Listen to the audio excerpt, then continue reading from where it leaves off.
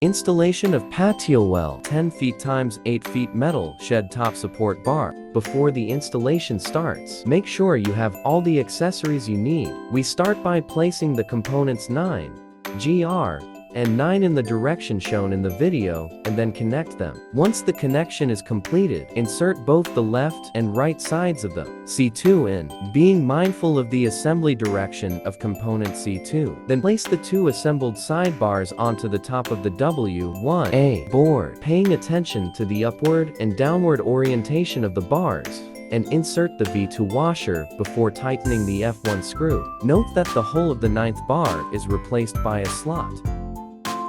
The other side of the sidebar should follow the same procedure.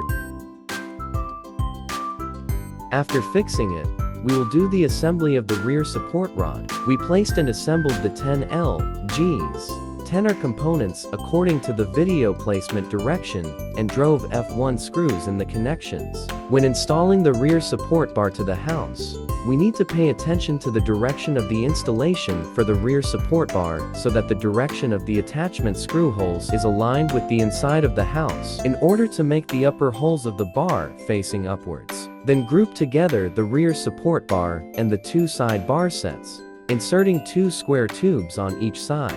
If one side of the square tube cannot be inserted because of its length, the wall panel can be gently pulled outward by hand to leave space for installation, and then fixed with F1 screws and V2 spacers. Next, we will assemble the front support bar. We placed and assembled 7 Gs, 8 according to the direction showed in the video, and punch in the F1 screws. At the same time, pay attention to the direction of the rod placement. Make sure that the direction of the connection screw hole is facing the interior of the shed, so that the upper part of the rod hole position facing upwards. Then we snap the 7 and 8 crossbars into the front C2 components, and fix them with F1 screws and V2 spacers. The top fixing bar is then installed.